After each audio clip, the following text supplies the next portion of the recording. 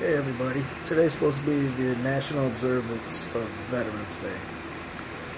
I want to thank all my friends who didn't make it.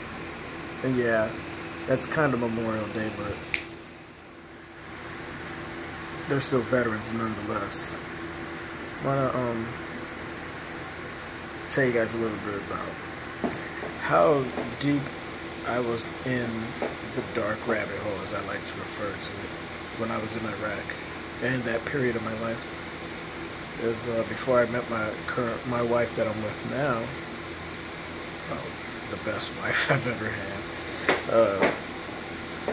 It was 2010 when I got to Iraq,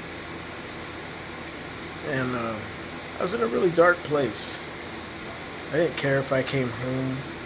Yeah, I had kids.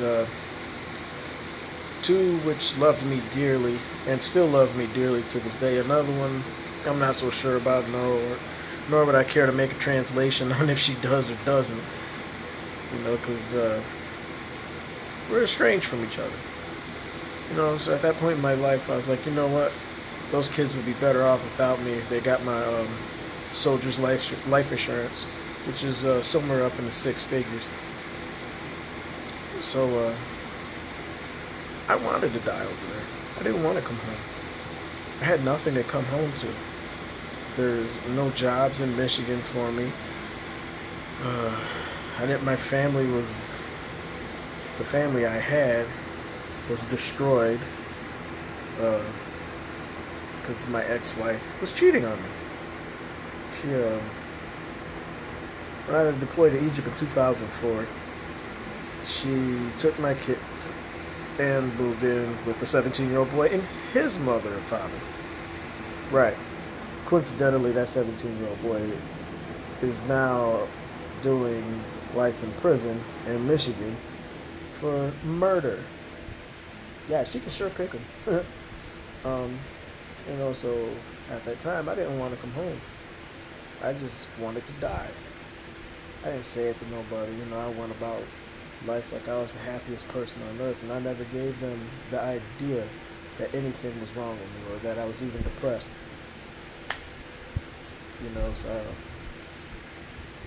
when the first time we got mortared, I want to say that was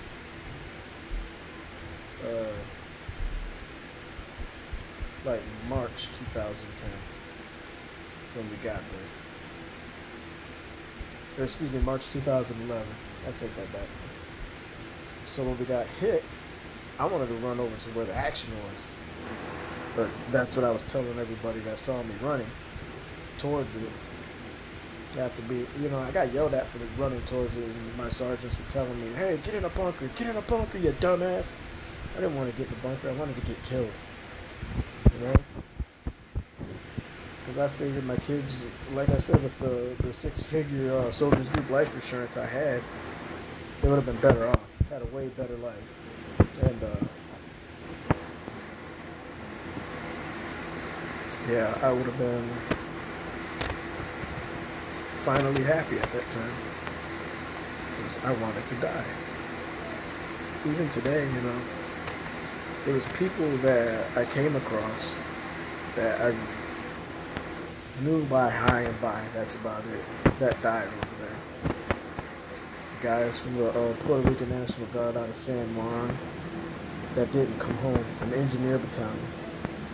I remember wanting to go to the funeral service over there for him and not being allowed to go. You know, because I knew some of the guys because they came into my dining facility and to get something to eat, but didn't know them on first name basis. Knew them by face and whatnot. So their unit ran into an ambush, and a lot of their people died. And when the word got around about them being ambushed and getting killed, it's like the air was so thick,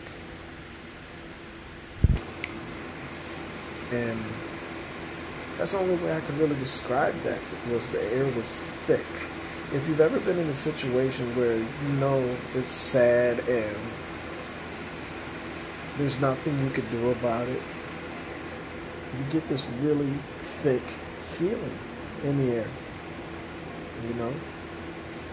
So we'll fast forward to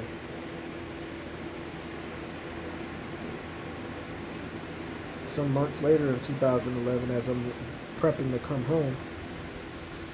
There was a soldier who was supposed to have been on my flight, you know, because we had this long roster of names that was going to be on it. My good buddy and, man, my brother to this day, Levi, was on it with me, so I was glad I knew somebody on it. 3 guys from my dining facility were coming back with me. That was cool, so I was like, yeah, I could relax a little bit, you know. Some people to hang out with. And so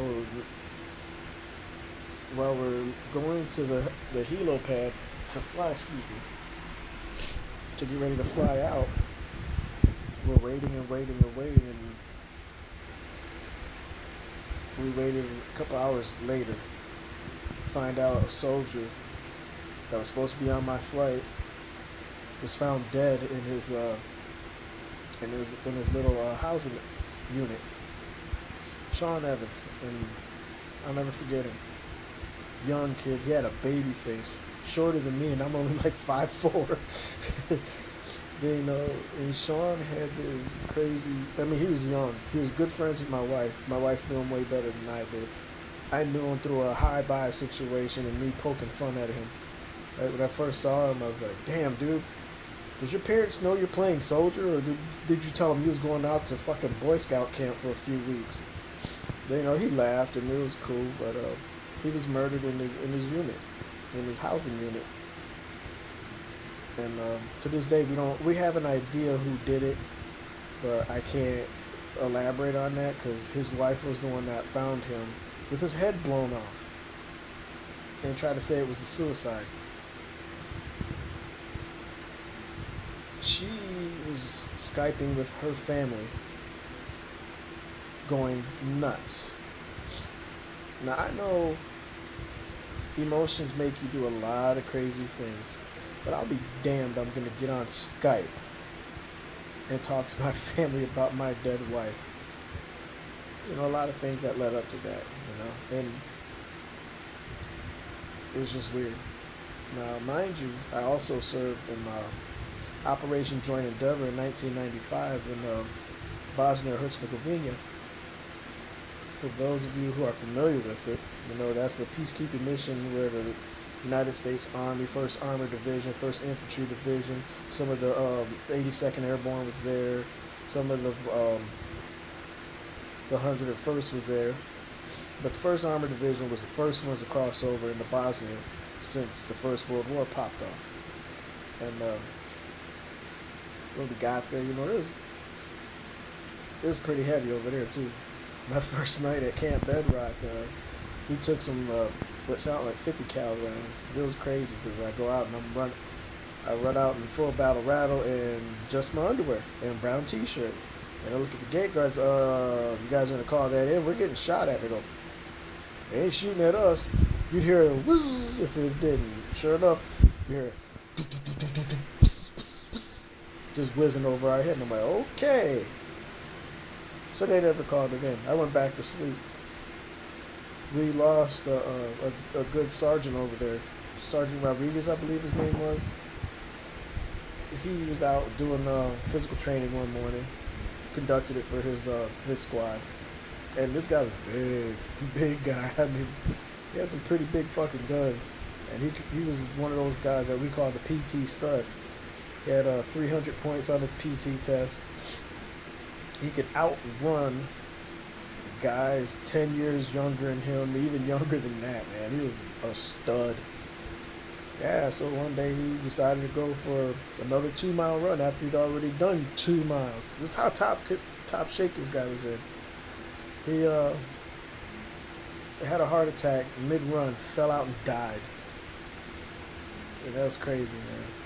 You know, just venting a little bit on this day of observance of Veterans Day. Tomorrow's the actual day. Now, I'm going to give you guys some advice if you guys see this before then. If not, well, for any veteran holiday, and you see somebody that you think may not be who they say they are, as we like to call them, stolen valor.